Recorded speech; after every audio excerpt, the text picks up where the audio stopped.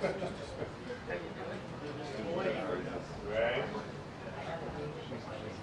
I mean, she'll put it in the system. Someone picks it up. So they usually have it.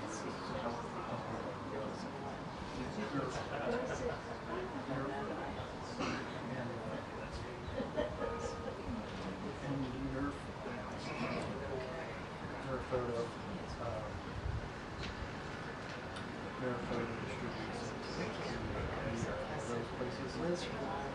Next, so someone picks it up off of the Nerf photo.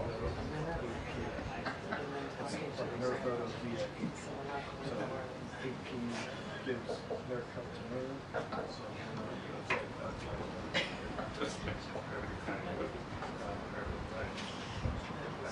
So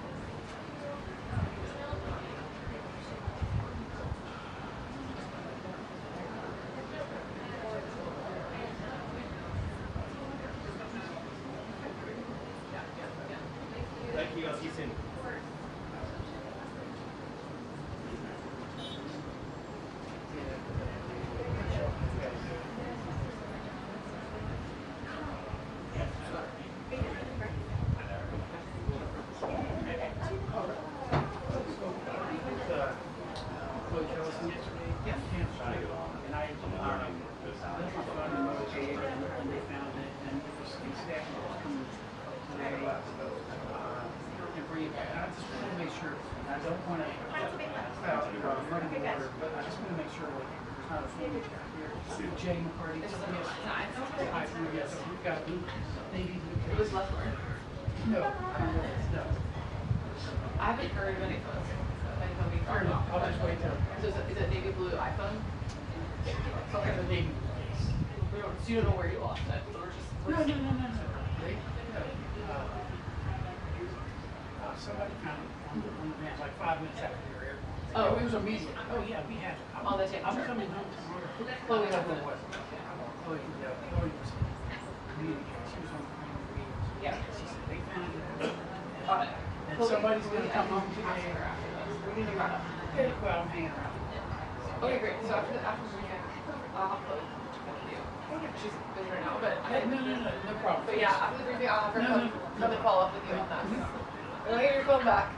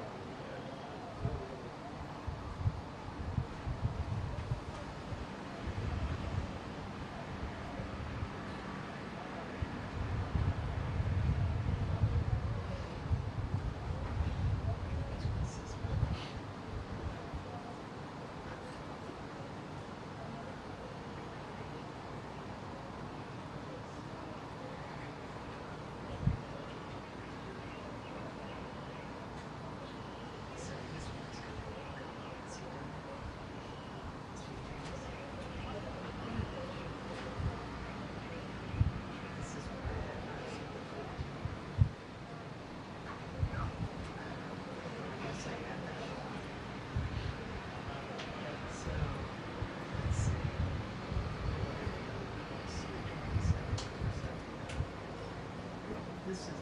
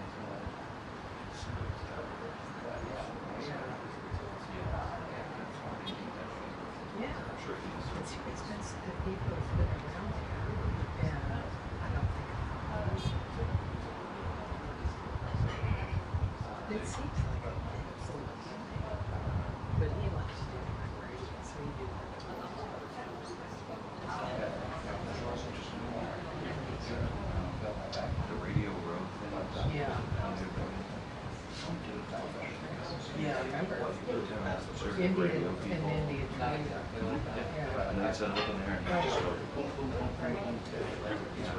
And Bush did that here. And so the first one he did, he had cabinet members seated, and then reporters would come.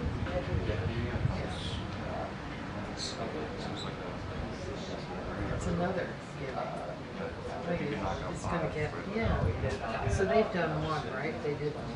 The radio roast? Yeah. The So, cat? oh yeah, you're right. Yes. So this is the type of media, and it's interesting to see the growth in percentage of television. I mean, with Reagan it's 23%, whereas you would think he would have been doing TV all the time because he was such a TV guy. But at the time, if you wanted to get to be use so 70%. So I'll send you these that come like that. I went back interviews because he hasn't done Livestream. Biden hasn't. I knew that was great. But so I went back to him now that he had done, I think he had done some stuff with Canada at the same time period. And I had also gone through his personal diary. So my files, I did, I was interested. And one of these, when he said that he was going to do an interview with him, David Hoffman, and he said, you're going to breathe, I know you're going to keep my brains out. Like he was and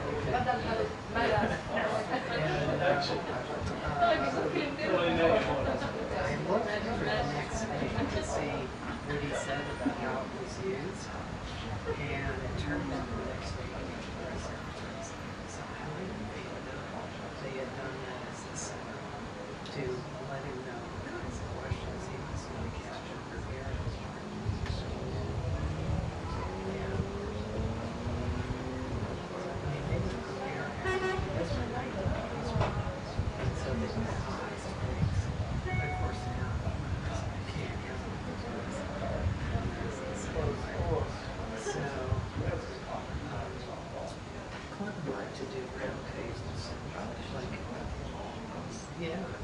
and they're all published. Like, these papers from Utah and various places. So, yes. Yeah. Any of the contents I can follow. I do. So in the Reagan diary, I take telephone calls. And so he talks to children.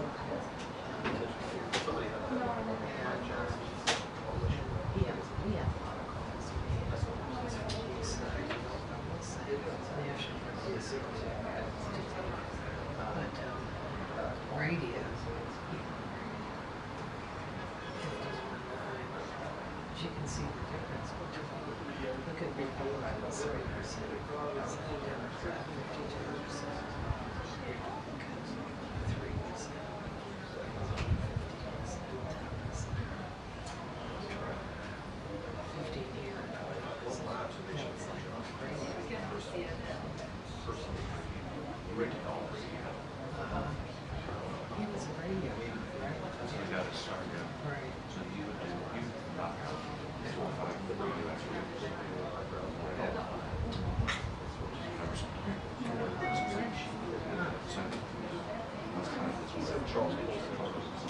It's like, I think Clinton has a retail license.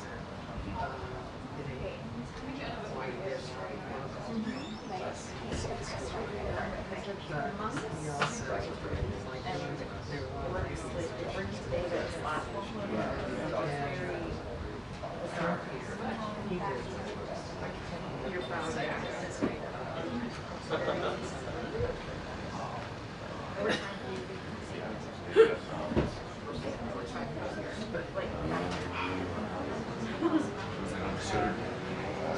yeah. And it was an absurd interview. She did a lot of things.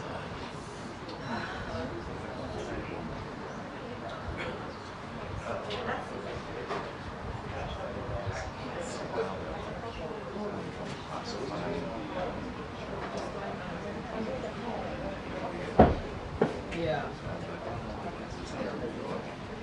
Yeah.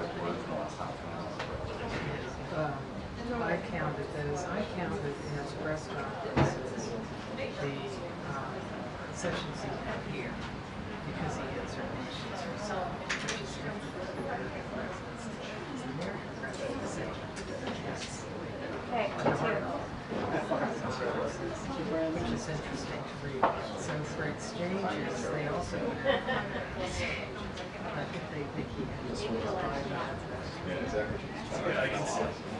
Well, he has 568, Yeah. and then they didn't have interviews, and they sent me the article, and I wrote it back and said,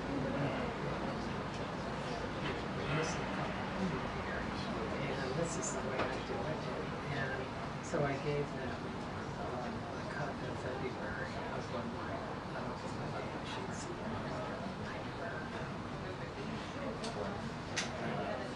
Let's see.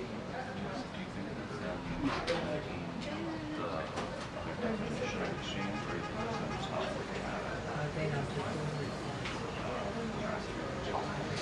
You know, they just take the daily comment, and that's it. But they do something called settlement analysis. Then other people use insurance, the issues are and questions in terms of what the person provided. So I want to review the case.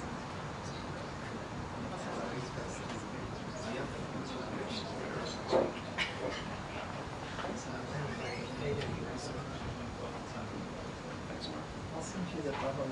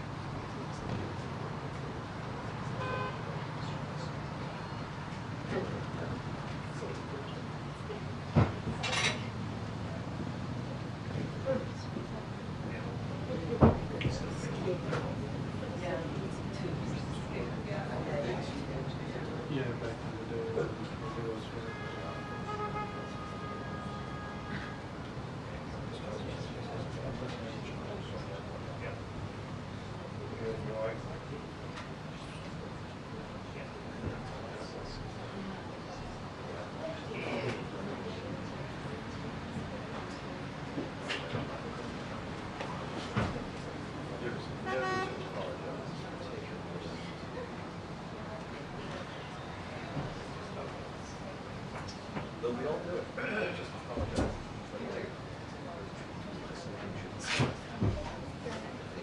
James, we can't all be as ruthless.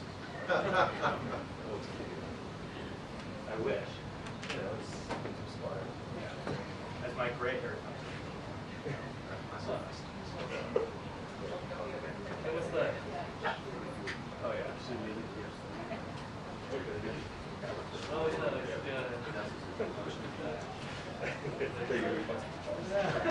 You'll go.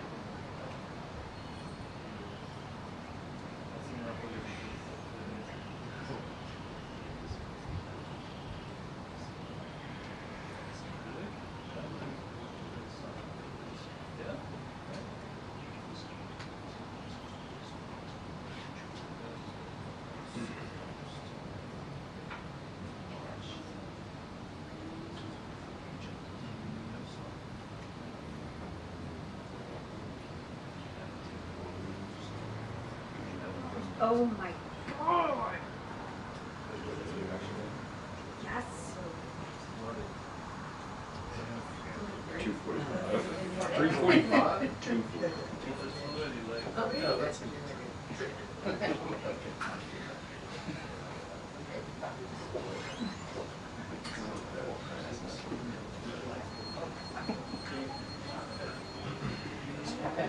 Thank you. You know, there's no. You missed the second one. It was that good, huh? Yeah. It's delayed again before you set. The regulars. 245 now for you. That 130 turn 2, turn 230, turn 3, turn 330. That's never happened.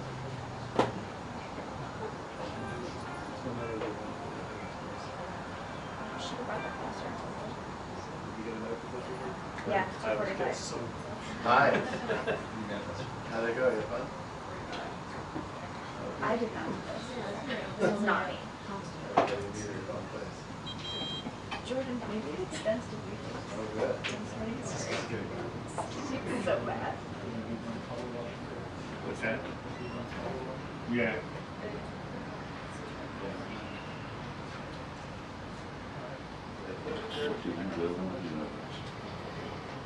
Good. Oh, good.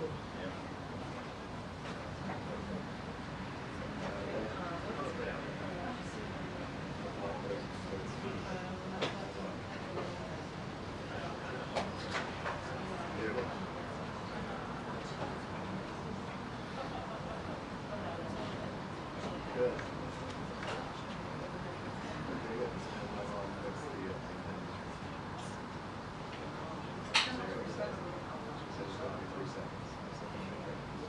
All right, I'm going over here.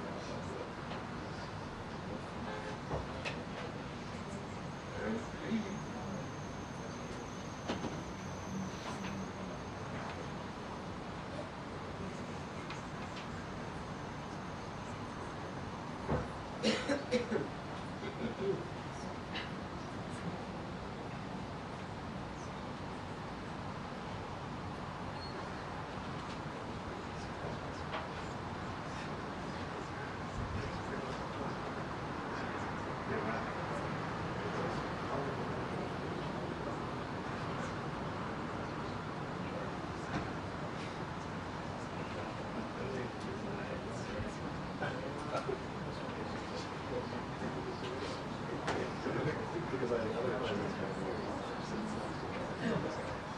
Yeah, let's tell them we're still taking our advantage.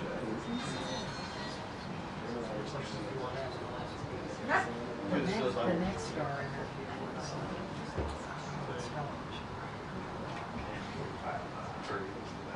Because he had a lot of 200 miles.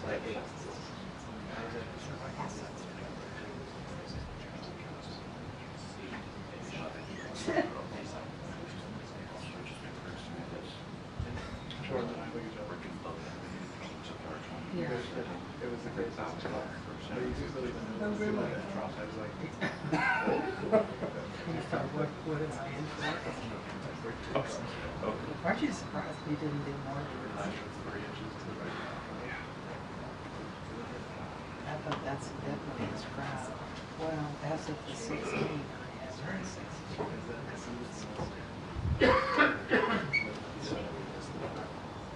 There's a box on you.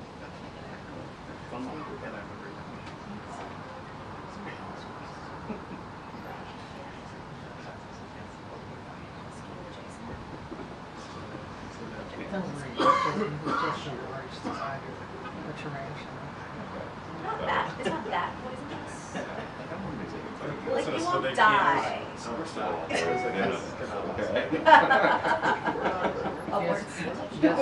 Just have the doctor here. Just have the doctor come and be glad it's not Dr. Ron. Although maybe I would want whatever he can give me. Yeah, that's true. The candy man.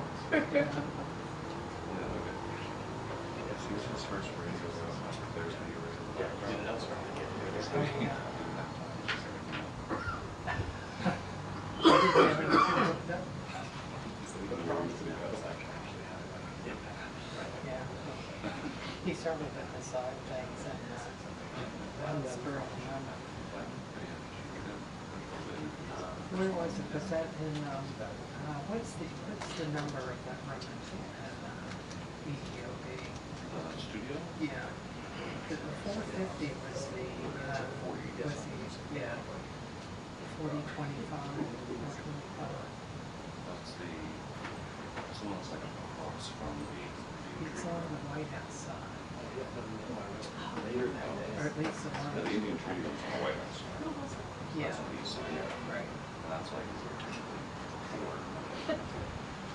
Is it? So it's. I don't think it's that high, because we used to have to walk up the steps, because the elevator was so small. And, It starts at like 2 miles. And it goes all the way around. And it goes around into the side of the Indian Treaty. So it's an upper forest.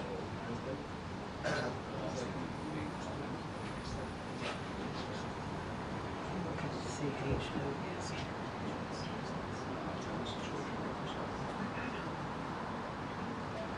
That's like madness.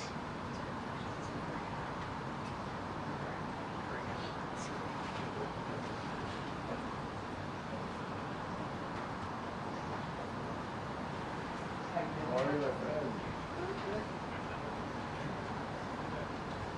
Still doing this.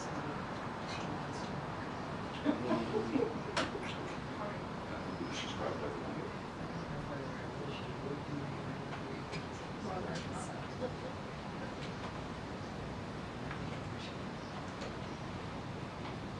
Our transcribers in G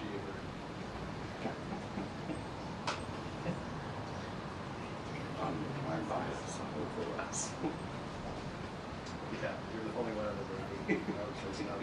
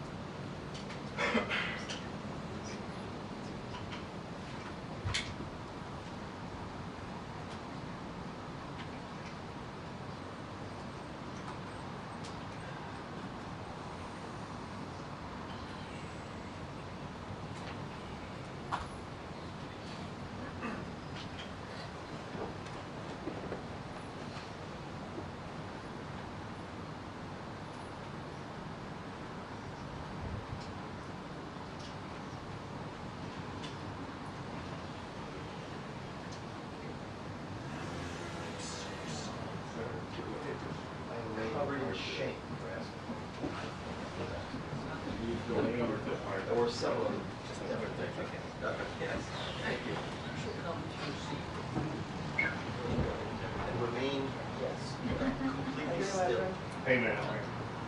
That happens during the briefing.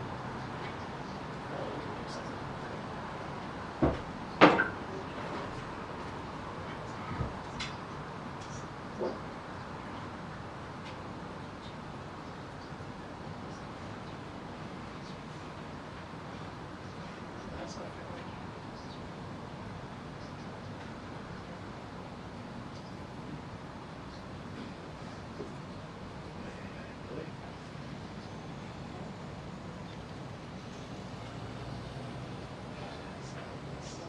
As they say, it's fully without calculation.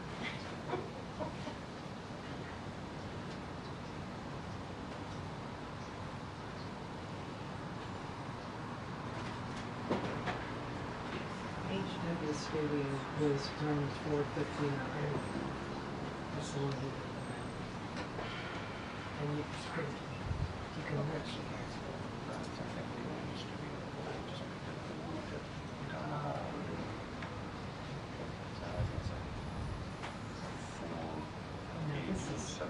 but this one is in 456. Different date. Yeah, so this one. Oh, it says this new room wired for satellite TV. Yeah, 56. Anyway, that platform was so curious to have the first lady side on his side on the same platform.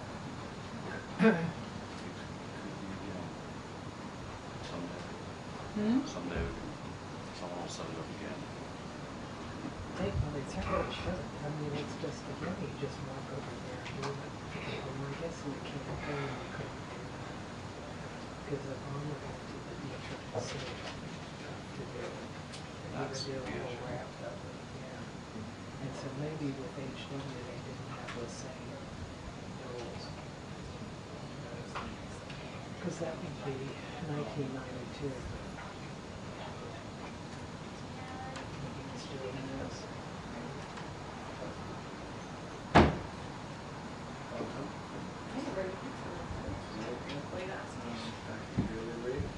Yep.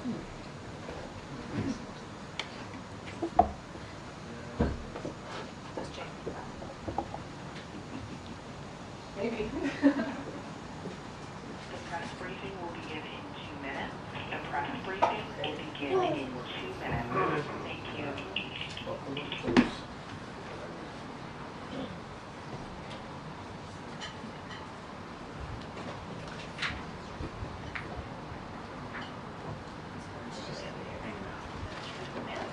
Yeah, I know. You did a great job.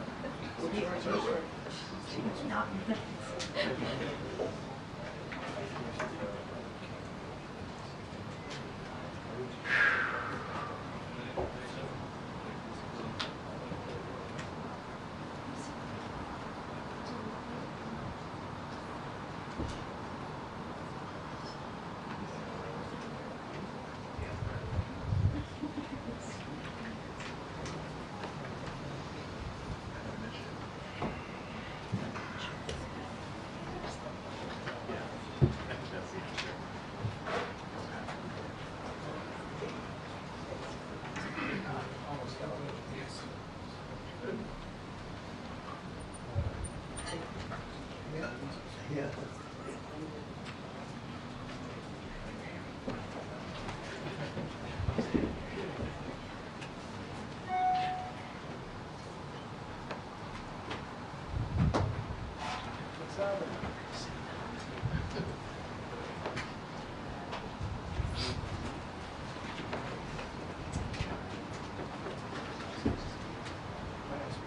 Springtime's like release. Yeah, look at us. I'm sorry. I really did not get that memo. You're ruining our look, I'll just leave. Yeah, look, you've got the pink tie. Yeah, It looks I good. messed up. Next time, Trevor, next time. Yeah. I'm liking the pink pantsuit. I need one of that color. Oh, yeah.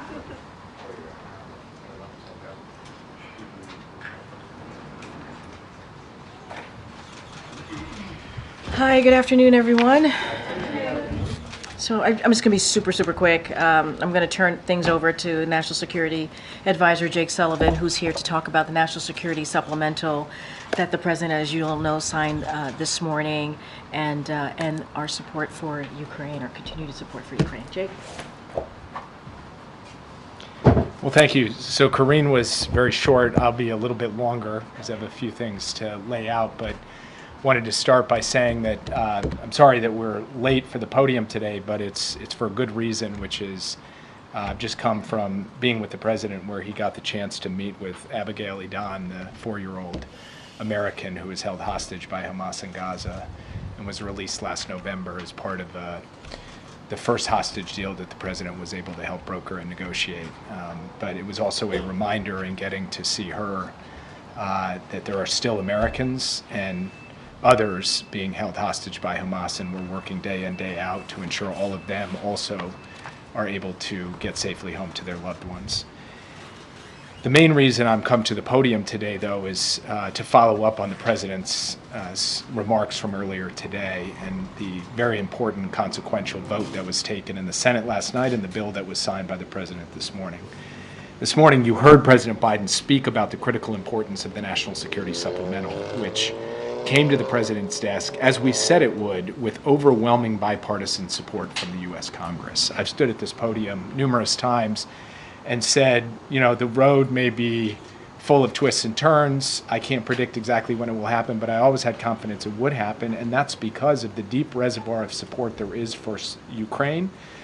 And that's true of Democrats, it's true of Republicans, it's true of independents, and that's what's shown through in the votes, both in the House and the 79 vote aye vote outcome we saw in the Senate last night. The passage of this bill sends a powerful message to the rest of the world about the enduring strength of American leadership. And believe me, the rest of the world has been and continues to watch closely. As you all know, getting this legislation through Congress has been a top priority for President Biden since he first submitted his supplemental request more than 6 months ago. And it gets to a core tenet of his foreign policy philosophy. When our friends and allies are stronger, we, the United States, and the American people are stronger. And when our friends are attacked or threatened, we, the United States, stand up for them, we do our part, we keep our word. And with that signature this morning, the President kept America's word that we would stand with Ukraine through thick and thin, and that's exactly what we will do. When Russia began massing troops on Ukraine's border, the President rallied the world to respond to Russia's aggression. He built a broad coalition that flowed critical aid to Ukraine as the Ukrainian people defended themselves and then won the battle for Kyiv, the battle for Kharkiv, the battle for Kherson, and regained half the territory that Russia occupied since 2022. And the bill the President signed today and the significant and immediate military aid package he approved 1 minute later will send Ukraine the supplies that it needs to make a significant difference as they continue to fight for their sovereignty and territorial integrity.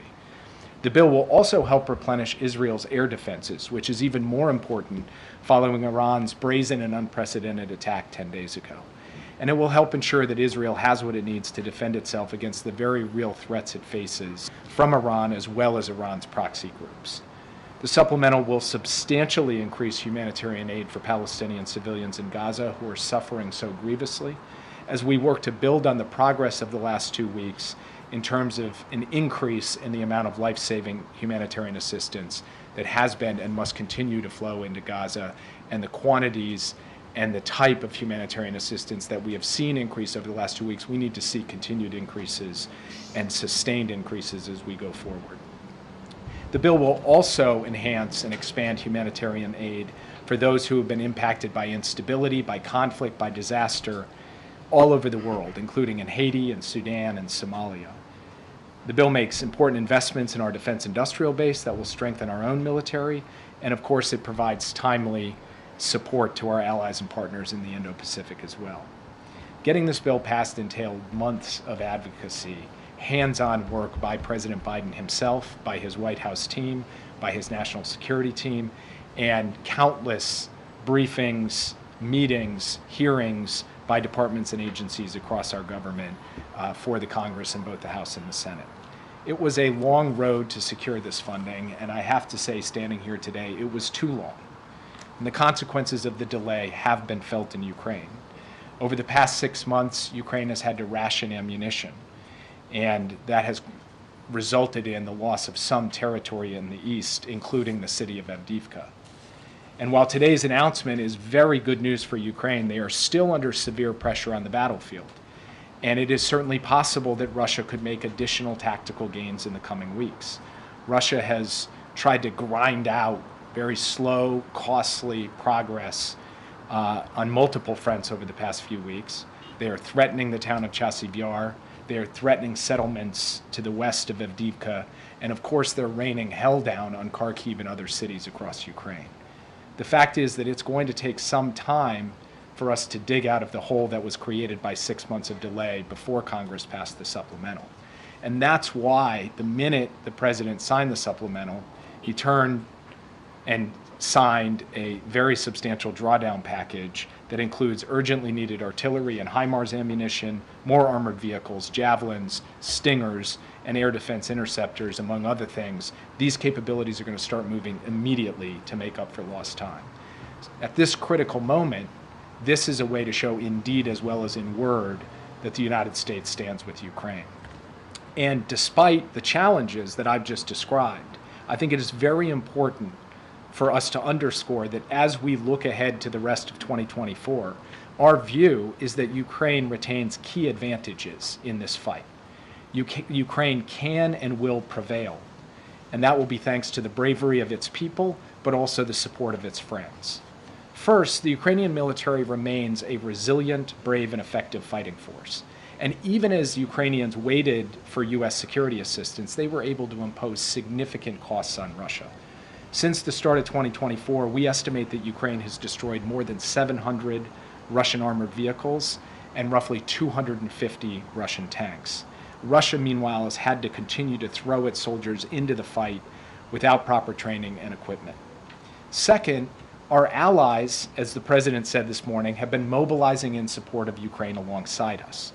Just yesterday, the UK announced a significant new package of military aid for Ukraine, alongside major investments that they are making in their defense industrial base, putting their defense budget on a path to reach 2.5% of their GDP by the end of the decade. And the United States welcomes these moves from a stalwart ally. Germany recently announced the donation of another Patriot system to Ukraine. The Czech government, whose prime minister was just here recently, has raised enough money to purchase 500,000 artillery shells for Ukraine, with hundreds of thousands more beyond that to follow. And Estonia recently announced its own ambitious effort to secure even more artillery and other forms of ammunition for Ukraine. And then third, the United States is building up our capacity to support Ukraine. For example, we're investing in our own domestic production of 155 millimeter artillery rounds. Since the start of this conflict, we've more than doubled our monthly production of 155. By the end of this year, we will have doubled it again.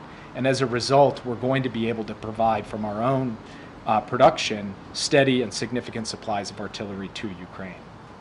We are also providing Ukraine with new capabilities. I'm able to confirm, as you've heard from others, that in February, the president directed his team to provide Ukraine with a significant number of ATACMS missiles for use inside Ukraine's sovereign territory. That shipment started moving in March as part of the PDA that the president authorized on March 12th, and those missiles have arrived in Ukraine.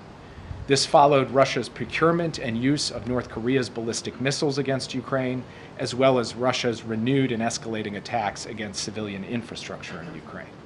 Until recently, as we've said on many occasions, we were unable to provide these ATACMS because of readiness concerns. But behind the scenes, the administration across the board has worked relentlessly to address those concerns.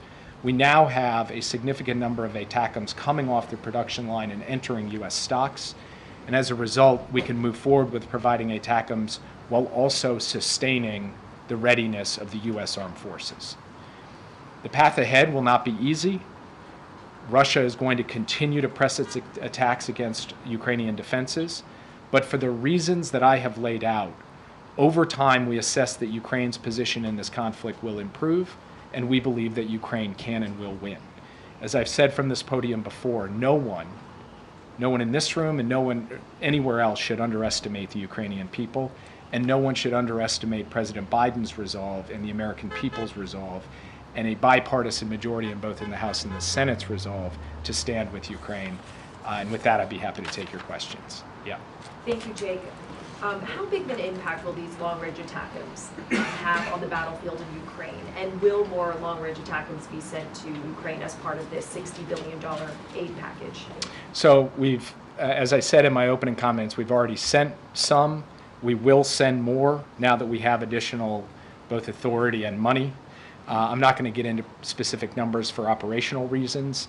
I believe they will make a difference, but as I've said before at this podium, and as you've heard from Secretary Austin, the chairman, and other senior military officials, there is no silver bullet in this conflict. One capability is not going to be the ultimate solution. It is an amalgam of capabilities that come together and combine with the bravery and skill of Ukraine's fighters that's going to make the difference in this conflict. So we think it's good that we're able to provide them, but I don't expect to stand before you and say one capability has been the silver bullet in this conflict. Are you worried that it could provoke Russia because they had said that sending these long-range missiles could be crossing a red line? What we have seen from the Russians is their willingness to accept long-range missiles from other countries, specifically North Korea. They have used those in the battlefield. They have used them to attack Ukrainian civilians as well. So from our perspective, now that we've resolved our readiness concerns, being able to step up and provide our own capabilities to Ukraine, as partners of ours have, the UK, the French, others, we think it's appropriate to do at this moment. We think it is a good capability in this phase of the conflict for Ukraine, and we will stand behind that foursquare. Yeah. Jake, on Israel, they've made a number of commitments in terms of what they need to do on the ground in order to receive the aid that they're getting from the United States. With the reports that we've seen of mass graves at 2 medical facilities in Gaza that they destroyed, is it your current view that they are living up to those commitments? Well, those reports were deeply disturbing. We have been in touch at multiple levels with the Israeli government. We want answers. We want to understand exactly what happened. You've seen some public commentary from the IDF on that, but we want to know the specifics of what the circumstances of this were, and we want to see this thoroughly and transparently investigated so that the whole world can have a comprehensive answer, and we, the United States, can as well. I can't speak beyond that because, of course, we're in the early days of fully understanding what happened. We also received a series of commitments from the Israeli government with respect to the facilitation of humanitarian assistance. President, That's all for today, Jake. Time's up. that's the Gong Show. President Biden spoke with Prime Minister Netanyahu a little more than 2 weeks ago, and in the time that has unfolded since his conversation with Prime Minister Netanyahu, we have seen a marked increase in the amount of humanitarian assistance that has gone into Gaza, and importantly, a very significant increase in the amount of assistance that has gone to northern Gaza, where the UN and others had told us the challenges of malnutrition and potential famine were most acute. So we think we have made a significant set of steps forward on this, but, and this is a very important but, it needs to be sustained and it needs to be increased even further. We've seen moves at Ashdod. We've seen initial moves through crossings in the north. Again, those are good steps, but we need to see that expanded, institutionalized, and ensure that on a steady basis, the level and intensity and scope of humanitarian assistance meets the need, and we're going to stay focused until we ensure that that is the case. Yeah. Thanks, Jake. What kind of mechanism does the U.S. have in place to ensure that these long-range ATACMS will only be used within Ukrainian territory and will not be fired into Russian territory? Well, we now have an extended period of time where we have tested these commitments from the Ukrainian government, which they have made with respect to other systems as well, including HIMARS, where they have said we will only use these on Ukrainian sovereign territory. We won't use them beyond the borders of Ukraine. They have followed through on that commitment time and time again with respect to the systems that we have provided them, so we have confidence they will follow through on this commitment as well. And then on this new hostage video that was just released by Hamas of Persh over Poland, what's your understanding of why Hamas is releasing this video now? Is it because the U.S. was insisting on some proof of life, or is this a provocation of some sort? We have insisted on proof of life. We have insisted on the release of all of these hostages from the beginning. And so there's been no change in our position with respect to proof of life. So I can't speak to what has caused them to choose to release the video at this time. All I can say is this is an innocent young man being held hostage by a terrorist organization, and he should be released immediately without condition and without delay. I have not had the personal opportunity to speak with his parents since this video was released. I'm intending to do that. I don't want to speak further on this because of the sensitivity of the issue, other than to say I was just sitting with the President of the United States going through all of the Americans being held hostage and what we can do about them, what their status is. It's something he's personally very focused on, even as he celebrates Abigail's release. So this is something we will continue to make a paramount priority for President Biden and for the United States. I know you don't want to detail it much further, but just for clarity, can you assess, is there any assessment of how recent this video was made, if this was made just days after? He does have sort of a date stamp and how long he says he's been held. What is the U.S.'s understanding on that? And separately, can you pull back the curtain on the visit with Abigail Adam and her family? You were there. How is she, her spirits, her family? What was the moment like? What were the interactions like? If you can invite us into that room. The moment that we got the video that showed Hirsch, we gave it to the FBI Hostage Fusion Recovery Cell. Those are the experts who have the technical capacity to actually look at that video and discern, or at least assess with as much specificity as possible, the answers to your questions. They are in the process of doing that. I'm not going to get ahead of that assessment to make any judgments about time, recency, etc. I will let them make those judgments, and then when we have something we can share publicly in light of all the sensitivities, we'll share it with you. President Biden will speak to this himself because this was his meeting, his opportunity to see Abigail, to see her family, to see her siblings. Abigail and her two siblings had their parents killed on October 7th. So they're still living with the tragedy and the trauma of that. Abigail, of course, is living with the trauma of being held captive for many weeks. But this was a moment of joy as well, because she was able to be returned safely to her family. And I think for the president, the most important thing was it was a reminder of the work still to do and how important it is for him personally and for the government to do all that we can to secure a ceasefire and hostage deal so that everybody can come home. Yeah. Thanks, Jake. This bill also authorized the president to seize Russian dollar assets. Is that something he's prepared to do unilaterally, or will he have to consult with allies before making any kind of decision? Well, the G7 has said collectively that Russia's assets are going to remain immobilized until they are put to use for recovery in Ukraine. The precise way in which that happens, the mechanism, is still a matter of consultation with their European partners. Look, the ideal is that we all move together, that Europe and the United States, especially since the bulk of the assets are held in Europe, come up with a common way forward for how we ensure that these sovereign assets actually go to work rebuilding and reconstructing Ukraine. And I will not go further than that today because we are in the middle of intense consultations with our European partners. I can tell you this is going to be an important subject of conversation at the G7 summit in June, but I will leave it at that for today. Can you provide us with an update on the latest on the Rafah invasion? What's the latest that the Israelis have told the administration, and on timing? Do you expect them to hold off as these talks continue?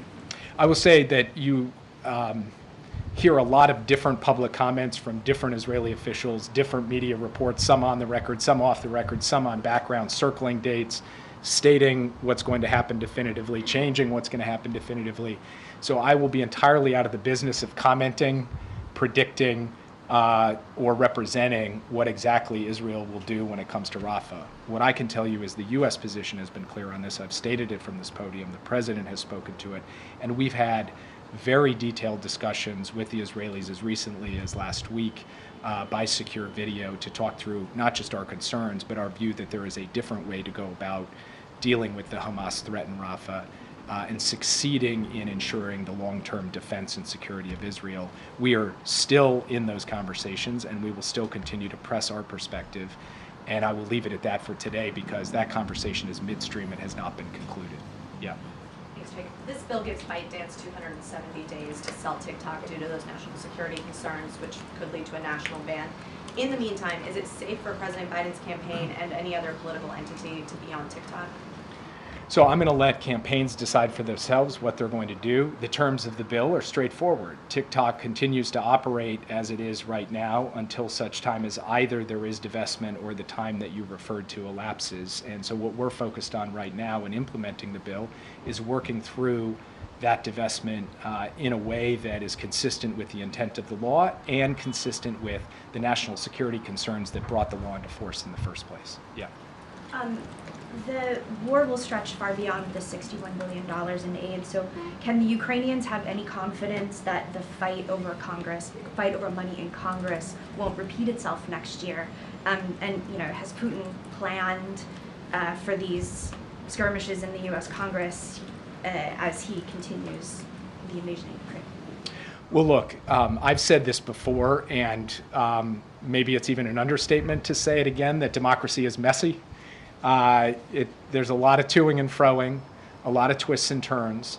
But I think really what this weekend showed is that at the end of the day, despite substantial effort by a lot of parties, including the Russians, to figure out a way to not have this bill pass, it has passed. And I think the message that sends is that at the end of the day, when push comes to shove, the United States is going to be there with the resources necessary for Ukraine. I believe that today, I believe that 1 year ago, and I believe that will be true 1 year from now. Yeah, thanks, Jake. You referred to the hole that was dug because of the 6-month delay in Congress. How deep is that hole? How much did Ukraine lose on the battlefield as a result of inaction? And secondly, how long does the U.S. expect this $61 billion to last before it is completely withdrawn? So you can measure the impact in different ways. With respect to actual territory, we're talking about tactical losses in the east, not some fundamental structural shift in the underlying dynamic of the conflict.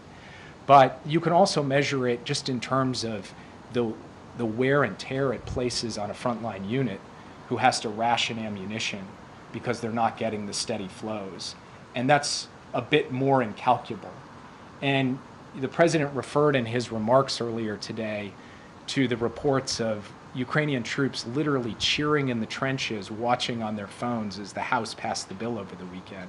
That goes to show you how closely they are following the U.S. Congress, because it means the difference between having the tools they need to put up that fight effectively and not having those tools. So our view is that has caused, obviously, some significant wear and tear on the forces, as well as some tactical losses on the battlefield, and has also created the existing pressure that we see even today with Russian units pushing forward in places they were not previously pushing forward. But we also believe, as I laid out, maybe in too much detail for some of you, that there are fundamental structural drivers that favor Ukraine here. And part of that is about what the U.S. industrial base can produce. Part of it is about what the Europeans have stepped up to do in really significant ways over the course of the last 6 months. And we are urging them to keep that going, even as the U.S. has delivered $60 billion. Part of that is about the Ukrainian capacity itself. And then, of course, we are adding new capabilities like the ATACMS. So you put all that together, and I think the calculus of the Russians or the critics of Ukraine who say time is on Russia's side, they've got it wrong. We believe that the structural dynamics of this conflict favor the country defending its own territory. We believe that occupation and invasion saps the will and vitality of a nation over time. And as long as Ukraine gets the tools that it needs to defend itself, it can do so effectively and it can win. And we have now taken a major step forward in giving it the tools that it needs to defend itself, and we insist that we will continue to do so. And then that second question in terms of how long it'll last. I mean, until it's completely drawn down? Should it last the rest of this year? I mean, how long are we talking? I do anticipate that with the amount of resources we have right now, we can continue to supply Ukraine with what it needs through 2024. Yeah. Thanks, Jake. There's been some satellite imagery of tents popping up near Khan Yunis and Rafah as well. Do you have an assessment of what these were built for? Is this related to Israel's potential invasion in Rafah imminently? So I've seen the reports. I don't know actually exactly what they refer to.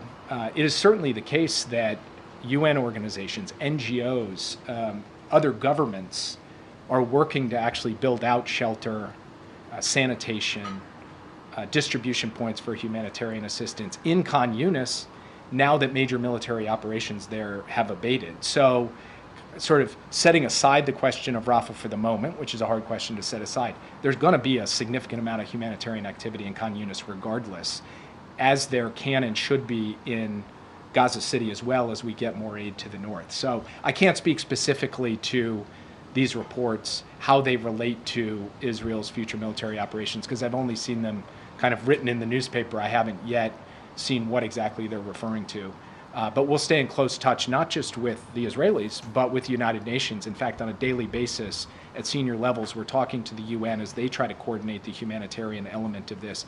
And frankly, for those people, innocent civilians who are not in Rafah, they too need and deserve shelter, support, food, medicine, and everything else. And we are insisting that that happen in addition to ensuring the safety and protection of the people of Rafah. Particularly on the in-person talks that were scheduled to happen, I know you guys have been meeting virtually with Israeli counterparts. Yeah. Is there anything planned upcoming for an in-person conversation? So we had an in-person one planned, and then as you all may have noticed, there was a series of events related to Israel over the course of the past 2 weeks that made it difficult, frankly, for anybody to leave their desks. I couldn't leave my desk. My counterparts in Israel couldn't leave their desk because we were hunkered down trying to put together the coalition that helped defend Israel against that unprecedented Iranian attack and then deal with the aftermath of it. I expect we will get together in person relatively soon, but we don't have a date circled on the calendar right now. Yeah. Thanks so much, Jake. Back to the structural dynamics in Ukraine that you talked about earlier. Ukraine is facing a very severe troop shortage at the moment. Is there anything in this package that will address the fact that Ukraine needs more troops on the front lines and that they've been struggling to get the numbers that they need over the past several months? It's a very good question. Obviously, this package does not include troops. It includes the capabilities the troops will need, but Ukraine itself will have to supply the troops. Now, as we were working day in, day out to get this bill passed, President Biden was also working with President Zelensky to talk through how President Zelensky was thinking about the issue of mobilization and getting enough forces forward to the fight. And actually, as you know, just in the last couple of weeks, Ukraine has passed the new mobilization law, and also the new commander-in-chief, General Syrskyi, has put in place, along with the defense minister Umerov, a series of protocols to increase the number of forces that are being mobilized each month so that Ukraine has the manpower it needs to go along with the capabilities it is now getting. And we will start to see the impact of that month by month as they implement the new mobilization law and as they implement the new directives from the Minister of Defense and the new commander of the Ukrainian Armed Forces. Yeah. Jake, the North Korean envoy has recently sent to Iran, and considering the fact that both ballistic missiles and the Shahed drones been sent to Ukraine to fight against the Ukrainian forces, can I get your comment on this? Well, the president today made a comment that, I'll just repeat, which is for the 6 months that we were not actually passing the necessary resources for Ukraine, Putin was looking to his friends, and he was getting those drones from Iran, he was getting those missiles from North Korea, and he was getting support for the Russian defense industrial base from China. And that is not lost on us. It's something that we are dealing with on all three fronts, and we will continue to do that. And you've heard Secretary Blinken, obviously, who's now in Beijing, speak to our concerns with respect to the PRC and its support for Russia's defense industrial base. And we have been vocal from this podium about both North Korea and Iran, and will continue to be. Yeah. Thank you, Jake. Some Israeli government officials are saying that the president has backed down on possibly sanctioning the IDF Nitsa Yehuda unit battalion. Is there any truth to that? Is that still under consideration? And if not, why not? On this one, I've got to refer you to the State Department because they run a rigorous, detailed analysis of what's called the Leahy Law, which looks at gross violations of human rights by particular units. It has been taking a look at these questions for multiple countries, and it wouldn't be appropriate for me to speak on their behalf, so the State Department will ultimately have to speak to this. I would only point out that the nomenclature of sanction is not accurate. What we are talking about here is if the Leahy law is implemented, it has implications for how we deal with a particular unit, but it's not in the classic sense a sanction. It's something well known and applied in multiple jurisdictions around the world. But this really is something that we take care to separate from politics, to separate from decisions taken at the White House. It is a State Department analysis with a State Department outcome, and they can speak to what is going to happen at the time that they're ready to speak to it. Having said that, a number of State Department officials, including some recently departed former officials, have told my colleagues that their understanding of the situation is that the president's views on Israel have been a roadblock to applying the Leahy law, as you have just described. Can you tell us right here whether the president would intervene in that State Department process that you alluded to prevent Leahy law restrictions being placed on Israel? I think I did just tell you he will not, the White House will not intervene in that. That is a process run out of the State Department, and you should go there. And my strong guess is that the State Department officials you're referring to have never sat in a meeting with President Biden on Israel and are merely speculating based on whatever their own perspective is. But I've said it to you, plain and simple. The State Department will make these judgments. They'll make them according to the analysis and the timeline they deem appropriate, and the questions about how that all plays out are best directed to their podium. Yeah. Just on Ukraine. Now that the United States is sending long-range missile systems to Ukraine, do you expect that Germany would follow? Would you welcome such a step from them? I would refer you to Berlin on that. Yeah. Talking about a very detailed discussion with the Israeli government about a possible invasion in Rafah. Does this administration still consider Prime Minister Netanyahu as a viable partner? As a what? Viable partner. I'm not sure I understand what you mean by that. As a partner that you can trust.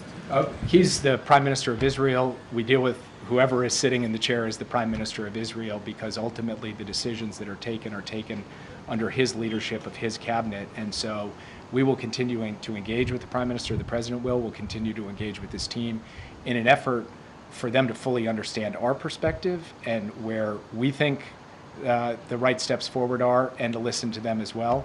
And ultimately, the President will make his own decisions about U.S. policy consistent with U.S. interests and values. Yeah. Thank you very much. On the Iran, North Korea, and Russia, it was reported that the North Korea's economic delegations will be dispatched to Iran to discuss nuclear and missile cooperation with Iran. As you know that Iran used North Korea made missiles in an airstrike against Israel.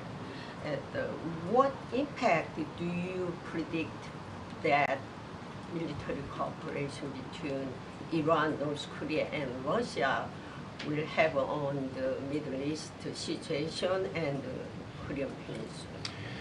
Well, episodically over the course of many years and many administrations, we've seen various linkages in and defense cooperation between North Korea and Iran. That's come and gone, ebbed and flowed.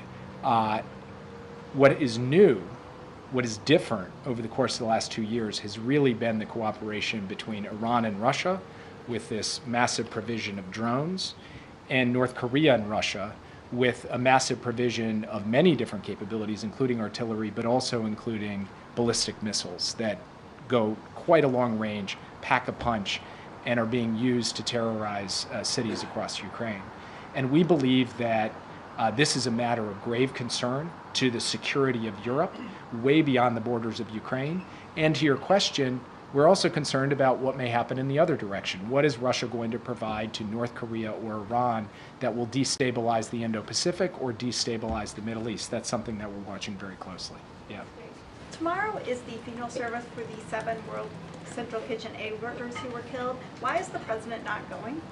Well, the president will have a letter from him read at the service, and you will see the second gentleman there. The president, of course, has had a long-standing plan to go up to Micron, the facility up in Syracuse. He will continue with that. but he has spoken directly with Chef Jose Andres about this tragic event. And of course, in the immediate aftermath of it, he picked up the phone, he called Bibi Netanyahu, and what we have seen since then, as I was speaking about before with respect to the provision and facilitation of humanitarian assistance, has been a significant difference. But the administration will be well represented at that event. Yeah. Thank you. Two questions. One on Iran. Part of the bill that was signed. The administration still considers Prime Minister Netanyahu as a viable partner. As a what? Viable partner. I'm not sure I understand what you mean by that. As a partner that you can trust. He's the Prime Minister of Israel. The administration still considers Prime Minister Netanyahu as a viable partner. As a what? Viable partner. I'm not sure I understand what you mean by that. As a partner that you can trust. He's the Prime Minister. This arms transfer.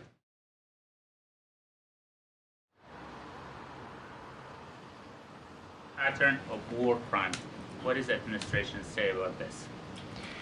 So on National Security Memorandum 20, which the President signed some weeks ago, we have a report that will be sent up to the Congress in early May.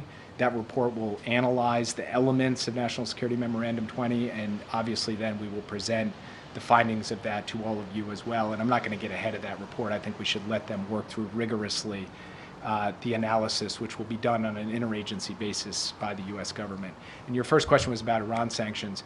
Look, I think the moment we're in right now that's quite different from where we were just a few weeks ago is you've actually had the G7 come out together and say that we need to impose additional economic measures, additional sanctions, additional pressure on Iran for this brazen and unprecedented attack against Israel with more than 300 missiles and drones fired at Israeli territory. The EU has moved. The UK has moved, the United States has moved, and we will continue to move, and extra authorities from Congress can help add to the types of forms of pressure that we can place and the type of isolation we can generate with respect to Iran, which is acting in ways that are fundamentally irresponsible and destabilizing to peace and stability in the Middle East. I'll take one more question. Yeah. I wanted to follow up on, I know you had to not go to Riyadh, to Saudi Arabia. I hope you're feeling better, by the way. Thank you. But has that been rescheduled first? And secondly, can you give us an update on sort of what movement there has been on these normalization talks between Saudi Arabia and Israel? I do expect to get to Saudi Arabia in the next few weeks. We haven't literally scheduled it because things have been a bit in flux, but we will get it back on the calendar in the near term. I'll let you know when I plan to get out there. Thank you for your concern. I do feel quite a bit better. But as any of you who've cracked a rib know, it takes a long time. So call me at 80% right now. Meanwhile, I'm physically deteriorating in all other ways, but that's a matter for another time. And then in terms of where we are in normalization talks, I really want to have the opportunity to sit with the senior Saudi leadership, get their perspective in person, be happy to report back to you after that. It's something that we want to continue to work on, although every week or so I read a new story about how there's a renewed initiative, a different initiative, a new, this is steady, consistent diplomacy aiming at an endpoint that we've been quite clear about, but there haven't been any kind of dramatic developments over the course of the past few weeks. It's something we continue to work at. We'll talk with the Saudis, we'll see where we are, and obviously we have to talk with the Israelis as well because they would be a part of the larger outcome here if we could generate it. And with that, I'll turn it over to Corinne. Thanks, everybody. Thank you. All right. Thanks, everybody. Thanks, Jake. I do have something at the top for all of you, and then we can get into Q&A. Over the last 2 days, our administration took several new steps to protect workers and consumers. The FTC banned non-compete agreements, which currently keep 30 million workers, nearly 1 in 5, from changing jobs. This rule will increase wages by at least $400 billion over the next 10 years. The Labor Department raised the salary threshold for overtime, extending overtime protections to millions of workers. As the president put it, if you work extra hours, you deserve extra pay. The Labor Department is also protecting retirement security by requiring financial advisors to act in the saver's best interest, not their own. This will save millions of Americans thousands of dollars for their retirement accounts. The Transportation Department is helping consumers get what they are owed by requiring airlines to provide passengers with cash refunds when flights are canceled or significantly changed, checked bags are significantly delayed, or services like Wi-Fi are not provided. The Transportation Department is also cracking down on surprise junk fees by requiring airlines to tell consumers upfront what they are being charged for checked bags, carrying on bags, and changing or canceling a reservation. These are just the latest parts of President Biden's agenda to protect workers and lower costs. The president is building an economy that lifts up working Americans and middle-class families. With that, Colleen. Yep. So the backlash is growing at Morehouse College over the president's upcoming address, and it sort of mirrors all these other college protests over Gaza. I wondered how the president is going to manage increasing student concerns as the violence wears on. So look, we know it's an incredibly painful time for many communities. You hear us say that often. You have heard us mention the president meeting with different community leaders and community members, obviously from the different communities, obviously the different groups, to be more precise, so whether it's Arab Americans, Muslim Americans, Palestinian Americans, to have those difficult conversations, to have those honest conversations. And you've heard the White House, you heard us talk about the White House staff officials having regular ongoing meetings with these different groups. Look, as it relates to commencement, they're about the graduates, right? They're about their families. They're about their loved ones. It's about celebrating accomplishments, and the president's certainly looking forward to doing that. He's going to do that at Morehouse. He's going to do that at West Point, where those are graduates, where he's going to be thanking them for their service and defending our nation. So the president is looking forward to being part of that. He has always, it's not the first time, obviously, that he's given commencement speeches. I understand this is a different moment in time that we're in, but he always takes this moment as a special time to deliver a message, an encouraging message, a message that's hopefully uplifting to the graduates and their families. And we're going to continue to have these conversations that I've just mentioned with the different communities about what's happening right now. We get it. It's painful. We get that. We understand that.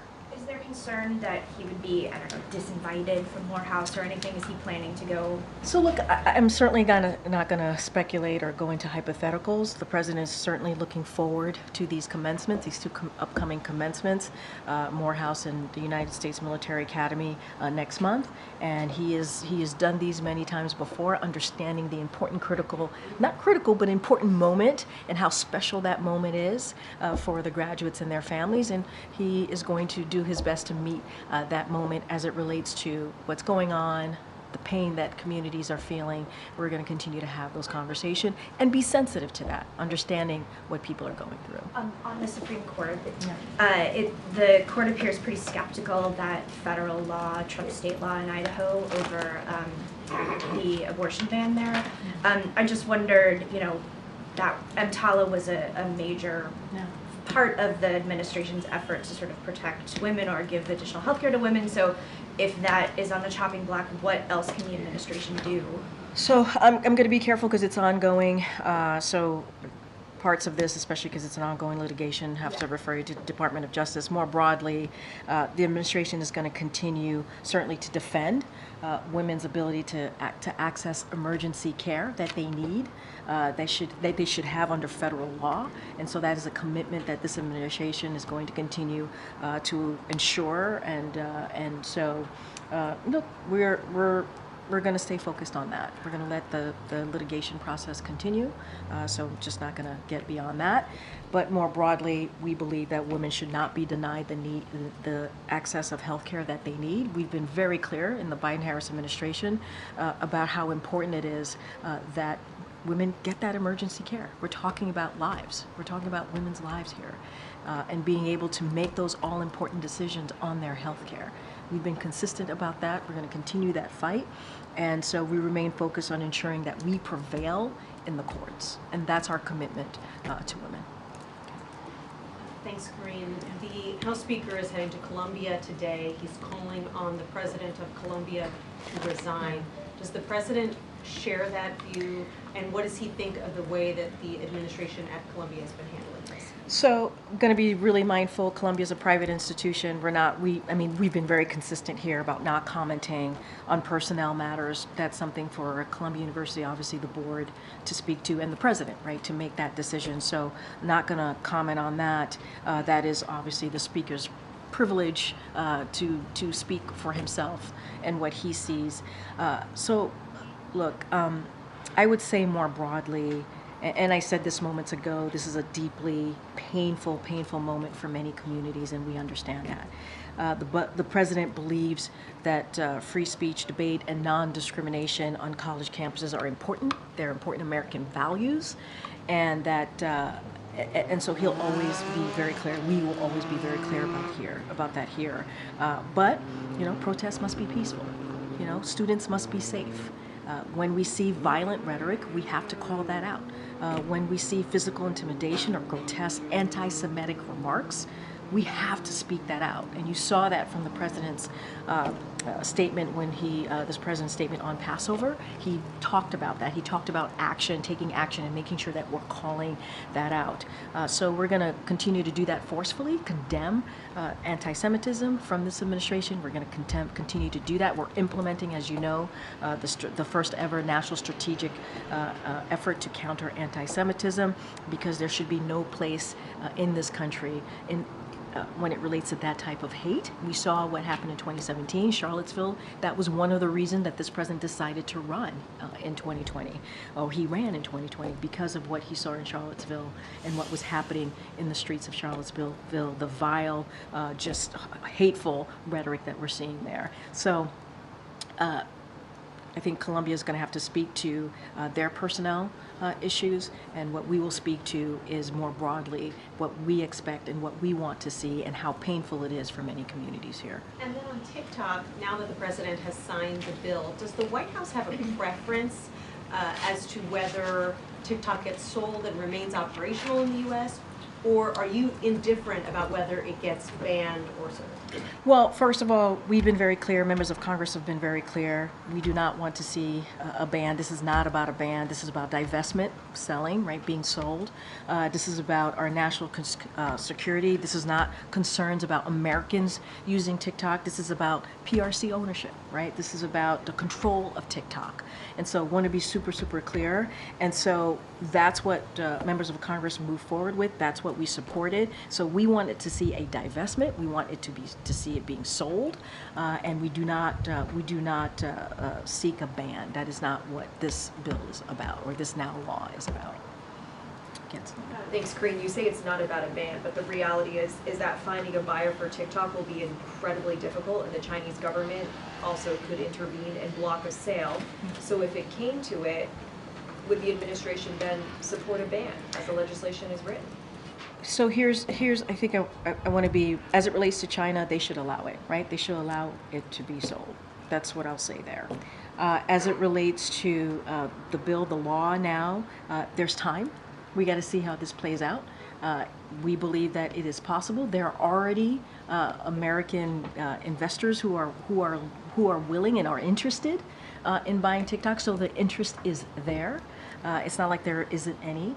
And so we're going to see. There's certainly time on the books to see how this plays out. We do not. This is not a ban. Again, this is about divestment, and that's what we want to see. Which American investors are interested? I mean, you all have reported on it. There's reports out there that is a number of interested buyers, a number of them. You guys have reported on that. I don't have a list to share, so we're going to let that process play out. But it's been reported by all of you. And just what's the president's personal reaction to what he's seeing playing out on these college campuses? What would be his message to those who are peacefully protesting? Those who feel targeted on all sides of the community. No, I hear your question. I think the president's been very clear. He put out a statement in his Passover statement. He talked about we can't be silent here. Silent is complicit, and we can't allow that. We believe in First Amendment rights, right? We believe in people being able to express themselves in a peaceful manner. But when we're talking about hateful rhetoric, when we're talking about violence, we have to call that out. We have to call that. And we've been consistent here throughout this administration. The president has been consistent about it, obviously, since 2017, but even before that, when he saw what happened in Charlottesville. We have to call out hateful, violent rhetoric. But we want to make sure that people have the opportunity to peacefully protest. Peacefully protest. Corinne, on that subject, President Biden once talked about the Vietnam War protests of his youth, and he said the reason why he didn't participate was because, quote, I wore sport coats, I am who I am, I'm not big on flak jackets and tie-dye shirts, and that's not me. Is that still his view about the protest movements, or does he see them as useful in shaping policy or shaping a discourse? Look, obviously the president, when he was talking about that, he was talking about the Vietnam War. That was a moment in time, a specific, when he was younger and how he felt about that situation. And as president, as commander-in-chief, where he sits right now behind that resolute desk, and what he understands, it's important to speak out. And he understands that as a leader in this country, that when we see this type of anti-Semitic hate, this type of anti-Semitic bile, we have to be very clear. We have to show moral clarity. We have to call that out. And I said this at the beginning, students should feel safe, communities should feel safe, and we can't stay silent. Obviously, it is a deeply painful moment. He sees that, he understands that, and he will always support and believes in free speech and debate and non-discrimination on college campuses, as I said moments ago. But we have to be able to do this and protest in a peaceful way. I don't think that takes away from the comments that you just made, that you just gave back to me that the president made. I don't think that's any different, right, than what the president is saying right now, right? You have to be able to peacefully protest, but you got to call out hate. You got to call out hate. And then on TikTok, is there any expectation that China could retaliate against U.S. tech companies that are operating there? I mean, look, I can't speak for the Chinese government. I can't. I mean, that's a hypothetical. I can't speak to that. I could only speak to the importance of this law moving forward, this bill moving forward. Obviously, the president signed today, so it's now law, and the importance of making sure that we move forward with the divestment of TikTok. We're talking about national security. We're talking about making sure we're protecting Americans' privacy, and that's what this is about. And we are not talking about Americans using TikTok. That's not what we're looking at here. We want to make sure that there's a divestment, that TikTok should not be owned, or Americans should not be having to worry about using a platform that is owned by a country that's trying to harm us. That's the national security concern here. And will this law survive a constitutional challenge? Look, not going to speak to that. I mean, I think that's something that obviously DOJ will deal with. I can't speak to challenges, but obviously it's law now, so we're going to move forward with it. Thank you. We are seeing some of these on-campus protests really heighten tensions and escalation across the country, not just at Columbia, but at public universities, UT Austin, USC, and California. Is there any concern about how law enforcement is handling these protesters? I mean, look, I can't speak to what's going on the ground. I know what happened is just happening now, happening today, so I have no idea on how that's being dealt on the ground. But look, we've been very clear. We want to see this be peaceful. We understand it's deeply concerning. It is important that communities feel safe, and important that students feel safe. That's what we want to see. It should not be violent. It should not be hateful rhetoric here. And so that's what we're going to keep saying, keep calling on. And we'll let the universities handle that process on how they're dealing on the ground. And if I may shift back to Ukraine for just a moment. President Zelensky said he and President Biden discussed this Global Peace Summit coming up this June in Switzerland on their call this week. What is the White House view at this point on what that summit could achieve, and would the president consider attending? Nothing to share with you on the president's schedule. Obviously, it's an important conversation that Ukraine should be part of. We have always been very clear about that. I don't have anything to share beyond that. I think this is something that President of Ukraine, obviously President Zelensky, needs to lead on and speak to. I just don't have anything else to share. Obviously, we have shown our commitment to the brave people of Ukraine as it relates to defending themselves against Russia's aggression. We've been pretty consistent about that, and we believe that we need to do everything that we can to make sure that they have what they need to fight for their democracy, to fight for their freedom, and we believe that they will prevail. I'm just not going to get ahead of a potential summit and what that might look like. Thanks, Green. Two questions. First, the president expressed some regret about the border security bill not being a part of the supplemental, but he also said that he will address that another time, another place. Do you have any update on whether the president... And I also think like Mitch McConnell made a statement about it as well, so I would certainly point you to what he said about the border security bill, and I think that's important, right? Because this is a bipartisan effort, and we need both sides. Look, the president has been very clear. We need that bipartisan border security bill, or the negotiation that came together on that, and we have to move forward with it. It came out of the Senate. It got bipartisan support. We heard from the former president who said, don't move forward. He told Republicans to reject it. They did, and that's unfortunate. That's unfortunate, because it would have been the toughest, it would have been the fairest if the president had an opportunity to sign that into law, law that we had seen in some time.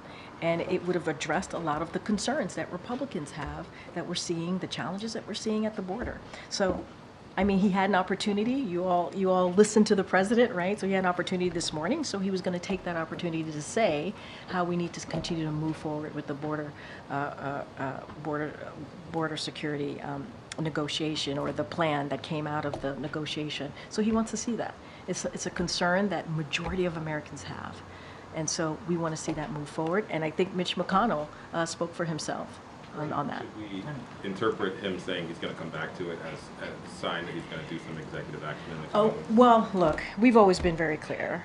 No executive action is actually going to do what that border security plan would have done, right? We believe that was in order to move forward, to deal with the challenges at the border, in order to actually deal with what we've been seeing with immigration, a broken immigration system that we have seen for decades. That's the way to move forward. Obviously, we're always going to look at our options, but we believe there's still an opportunity here. There's still an opportunity here, and I think Leader McConnell was pretty clear about that too today.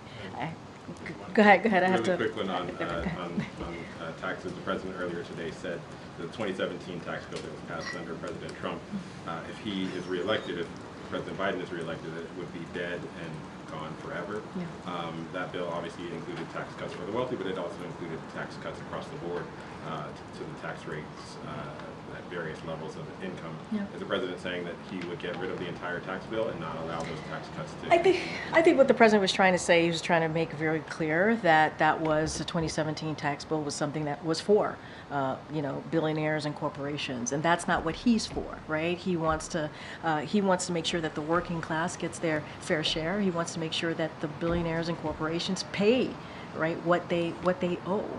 And so he's talking about an economy, what type of economy that he wants to build. You hear us say it all the time. He says it all the time. An economy that's built from the bottom up, middle out, that doesn't leave out working people, that doesn't leave out the middle class, that builds into the middle class. And I think that's what he was trying to speak to more broadly, and how billionaires and corporations have to pay their fair share. He's always been very clear about that. And 2017 tax bill does not do that. It does the opposite of that. And that's what we've seen from Republicans continuing, like when they put out their budget recently, that's what they're doing. They want to give them a break. And what the president wants to do is give the middle class a break. He wants to give working people a break. And you've seen that from his legislation that's been passed in trying to make sure that we do not leave communities behind. Communities that have been left behind for decades now. Okay, Peter, I have to go into the Oval Office. Two quick ones. One that developed in the last hour, which is on the third attempt in the last 3 weeks. Arizona State House lawmakers just passed a bill that would repeal the near total ban on abortion in Arizona. The White House's view on that, and now, of course, moves to the state Senate. Okay, so look, you've heard us talk about the 1864 law and how it just sets us back. 1864. We're in 2024, and there's a law that that they wanted to move forward with that obviously would hurt women. Would hurt our reproductive rights and hurt our, obviously, women to make a decision about their health care. And so if this is, I have not seen that report, but if this is the case, that it has been repealed in one of the chambers, that's a good thing, right? We're moving forward in the right direction. We're moving forward to where we are today in 2024, where we should be protecting our freedom, protecting a woman's right to make a very personal decision about her body. And then last one quickly, I know you got to go, but the president didn't mention the words TikTok, or maybe that's one word, TikTok, with no space between the two, in his comments earlier today. So if you had if you had an elevator pitch, there was 170 million Americans who use TikTok right now. What is the simple statement to those Americans right now who are saying the president of the United States just proposed or signed legislation that could ban a platform that I rely on in some cases for my livelihood? I think I would just say what I've been repeating here from this podium for the past few minutes here, which is this is not a ban. This is about divestment. This is about our national security. We are not saying that we do not want Americans to use TikTok. That is not what we're saying. We want to make sure that Americans are protected. And that is what this is about. And so we believe this law will get us there. We believe that we will be able to divest. That TikTok would be able to divest. We believe that there is interest in folks who want to buy TikTok, and we want to get there. We want to get there. This is the president wants to protect Americans, and he wants to protect American privacy. He wants to protect Americans from a country in this instance that wants to potentially do us harm, and that's what he believes is important. We're not saying we do not want TikTok to exist. We're not saying that we do not want Americans to use TikTok. We want to make sure that it's done in a way that we protect our national security and that we protect Americans. All right, everybody. I got to go to the Oval. Thanks, everybody. Have a good week. I guess I'll see you in New York. If there are any pictures of the president with the Don, if you would share those before the news I'll check. tonight, would be great.